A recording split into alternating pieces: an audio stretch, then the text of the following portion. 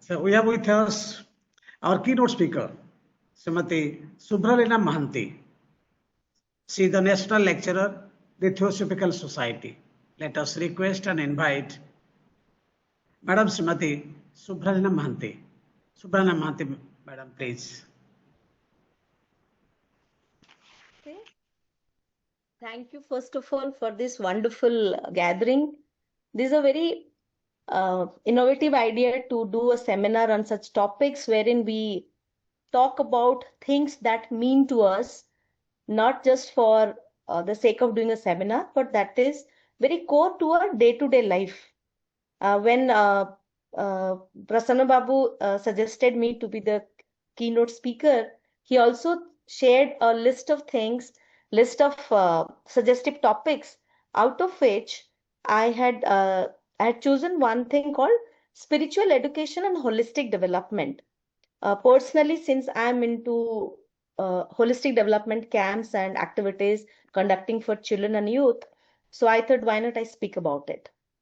And now that I am representing the Theosophical Society, I would love to share my learnings so far from the society, where I learn about overall development of our beings. So it's not about a child or a man or a woman, it's about a human being's holistic development. So let me begin with a simple thought. There's a beautiful idea in theosophical philosophy, that is, it says that each one of us is like a lamp. Our body is the structure, our mind is the wiring, and our emotions are like glass of the lamp. But what is the most important part of a lamp is the flame within. Now imagine if the lamp is perfect on the outside, but the very flame within is weak, or the glass probably is clouded, it cannot give light. In the same way, in today's world, we are building the outer structure very well. We are educated, we are skilled, we are knowledgeable, we are informed. But are we nurturing the inner flame? Are we truly growing? Or we are just becoming more efficient? We are into a very fast-paced world today. We are constantly learning, constantly achieving something or the other, and still we are striving. Is it growth? Is it called truly growing? Or are we just becoming efficient in some things? Where is that overall growth? We have access to tremendous knowledge, so much of information around. We are more skilled probably than our past generations. Probably we are more connected due to the technology and all. We are more informed. Still, we see there is a rise in stress, anxiety, a lot of confusion. We are into a sheer comparison, and we are all in a constant sense of unrest, inner unrest. Then what is missing in our current education? That is what we are talking about, spiritual education. What is spiritual education? We may say spiritual means something about being religious, so many rituals to observe, or probably clinging to certain belief systems. Probably I'm not talking about that as spirituality here. When I'm talking about spiritual education, it is essentially the education of the self. It's about the very understanding of who am I, what am I thinking about all the time, why do I feel the way I do feel, how do I relate to the world around me. So if I'm talking about theosophical perspective, we all know that a human being is not just this physical body. We have that mental body with us, we have mind, we have emotions, we have feelings. So there is this deep consciousness. We all are souls, not just bodies. So true education should address all these dimensions: physical, mental, emotional, moral, spiritual. the highest function of education is to bring about an integrated human being. Education is not just about making a career, it is about understanding life.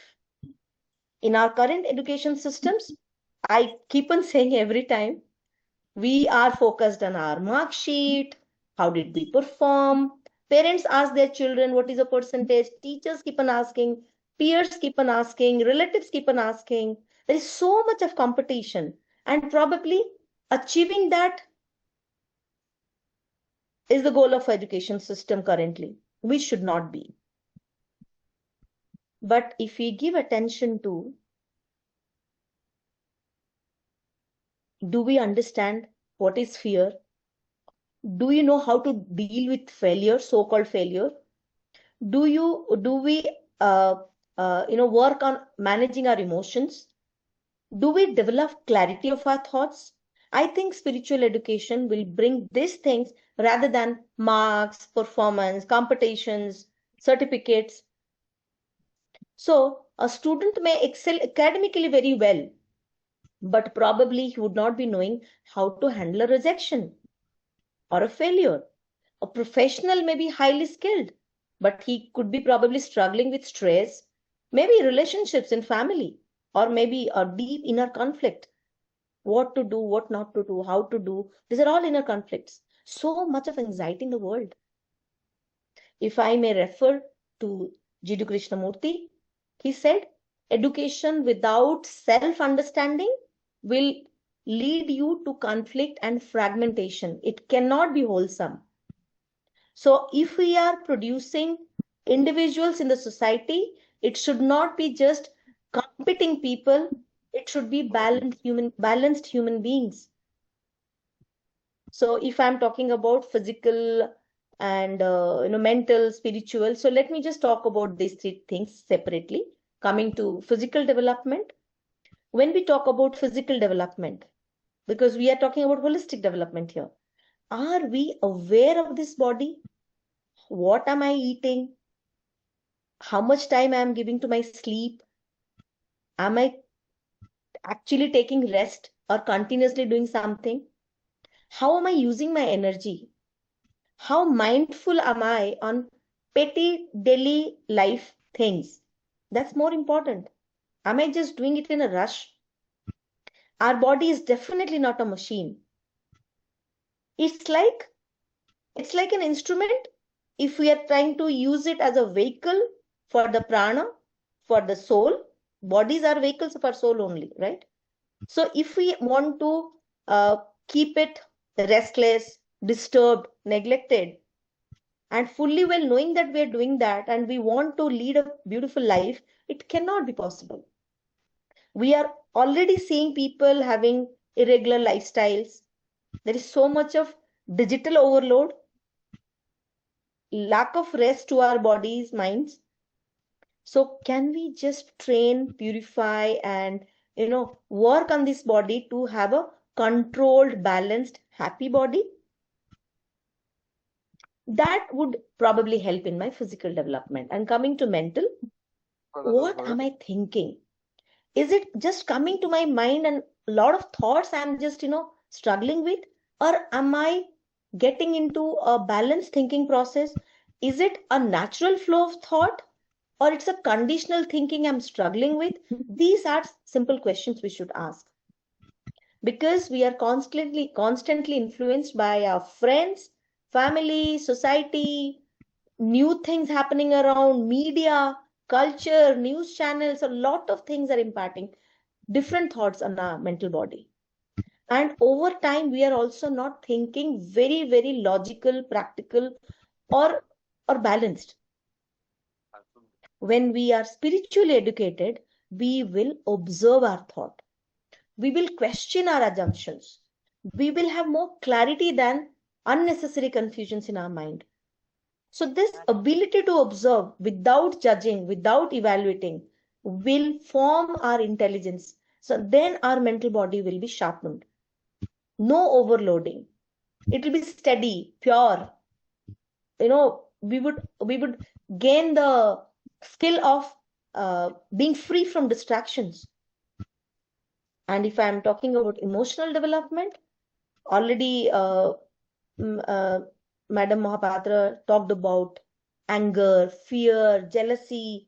People, people talk about external war. There is war in between. In our own family, we have wars going on. In my own body, there is a war going on. The war is deep within. Then only it's outside. So all these factors like anger, fear, jealousy, anxiety, hurt, we are constantly at war. We are not happy. We are not happy within. We are not balanced within. So what we do generally, we suppress them or we react to them. Spiritual education will teach us something different, that please observe your emotions without trying to escape out of it or just judging it. So neither will suppress it or react to it. We would just hold it there and look at it, observant. So instead of suppressing my anger, I would understand the root of it. We call it, RCA in business language, root cause analysis. When we do a root cause analysis, we would understand why this anger is, what is the cause out of it, which the anger is coming on the surface. Similarly, we will not avoid fear. We will observe deeply. Why I'm fearful? Why I'm so anxious? So I would do a good RCA for that. And an emotional balance will come when I'm doing spiritual education practice through these systems, observing, understanding the root. Then only I will allow this transformation to begin. So when this physical, mental, emotional, all these things will be nurtured, will be integrated, the body will be balanced, the mind will be free, it will be clear, it'll have clarity. Then we can understand our own emotions and others' emotions too. Then there is no inner conflict.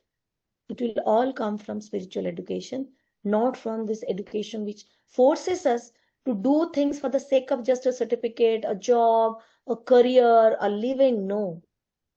We should keep trying to have a good life. A good life comes from deep within when we are observant. When we know when we know how to discriminate between true and false. When we know how to discriminate between right and wrong. When we are taking a pause to understand, not in a hurry, not just rushing our life. And when there is this freedom from inner conflict and conditioning, then we stand out as an evolved soul, as an evolved human being. We just don't need knowledge. There is enough knowledge we have. I'm telling you, all of us sitting here, we are so knowledgeable in our field. Are we aware? The moment we're aware, we would impart that knowledge to practice. It doesn't mean I don't want to say that I am every time aware. Sometimes I also I'm not aware I'm doing something, but the very moment you will be observant on yourself objectively. Suvralina observing Suvralina. Suvralina observing Suvralina's emotions. So that my thing would not be there. I am looking at this body, mind objectively. My higher part is looking at my lower body and mind from a higher level, being aware. Why am I behaving so? Why am I doing so? It's not that I don't get angry. Of course I get angry. It's not that I don't get upset. Of course I get upset. But then if I leave the awareness part out of my life, then I am dead. Literally, I'm dead if I'm not aware. So we don't just need more knowledgeable people around, successful people for the sake of being successful, being famous. We want conscious, aware human beings who can bring a balanced living to the society. And spiritual education will help us basically not just to, as I said, to react or suppress to things, rather respond to things and understand, and living with awareness instead of, out of a habit. We say, oh, this is my habit. I just, I'm carried away with my habit. But we have to have a self-control. We have to understand.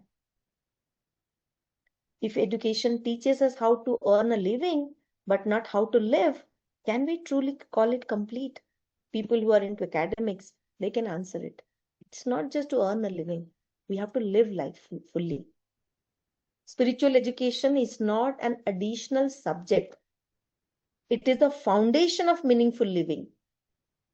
It is a journey from, if I was talking about information, so it should take us from information to transformation, not just success, significance. Whatever I am doing, what is the purpose of it? Significance means what is the point of it? What is the purpose of it? So it is not just to being successful, but to be significant, to be significantly contributing not just to me, beyond me, for a greater cause. And we should not just live a mechanical life, but a conscious life. So our physical health, mental health, emotional health, it all gives a holistic development. When I do conduct programs for holistic development for children and youth, I always ask them to create a chart, a table, and pointing out for physical wellness or well-being, what am I currently doing and what should I be doing? For my mental well-being, what I'm doing and what currently doing and what should I be doing? For my emotional thing, spiritual practices also. So a wholesome thing, a holistic development will happen only when we are putting a spiritual education in the system and not just doing it mechanically. So if we could observe our own self, our thoughts, our state of mind, without trying to change anything instantly, but if we can just hold back there, just look at that flame within. We know the body is not pure. That's why the glass is dirty. The lamp's light is not reflecting. We can cleanse the body, definitely. Am I cleaning the mind? The very wearing of my lamp? Okay, my body is being cleansed by so and so things. My heart. And then only the soul will show us the light. It's all about being that lamp, constantly lightening, constantly giving light. And for that, we have to clean certain things. And that is why it's not just academics every time. Or spiritual education will definitely help creating holistic development. And it's not about just for a student's sake we will be doing it, okay, just to incorporate in our student's life. No, we all are students of life. We still learn, we still go to places and learn. And when we are spiritually educated, we will also grow. There is a constant evolution going. We are all evolving day by day. So it's better we approach to spiritual education rather than just acquiring a lot of skills and knowledge through some courses or acquiring a skill to do a job, to do a career. These are very petty things. So let us grow above the petty things. Let us expand this life.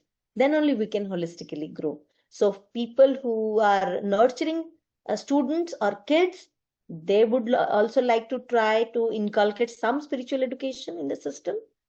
People who are already grown up and think that there is nothing to learn, let us hold back. At least our age people, we think that we are already knowing so many things. No, there are so many things to learn also. So let us get into a system wherein we will be spiritually educated, because our evolution demands continuous learning, constant and continuous learning. So from information to transformation and from success to significance, if we can imbibe these thoughts, at least in our younger generation, while we are also learning, if we can parallelly imbibe this with them in the current system, that don't just be informed, please transform yourself also. In this digital era, when everything is computerized, and we're talking about version 2.0, 3.0, X.0, I don't know, like there's no end to it. so much of versions changing in our mobile handset, in our laptops, in our television, in everything. So why not in our own version? Why don't we transform to the next version? Life is evolving, the universe is evolving. Let us get ready. Let us get ready to evolve to that in a true sense, not by being slave to things, but by being masters to things. Let us master those. We are our own masters of our future version. Suvralina 2.0 is my next version, maybe. So I am the master of it. My 1.0 today will be the master of the 2.0. It's as simple as that in today's language. So am I mastering that? I think that is called spiritual awakening or spiritually being educated, because that's more transformational. Enough information we have. I think this is my submission for today. Thank you so much.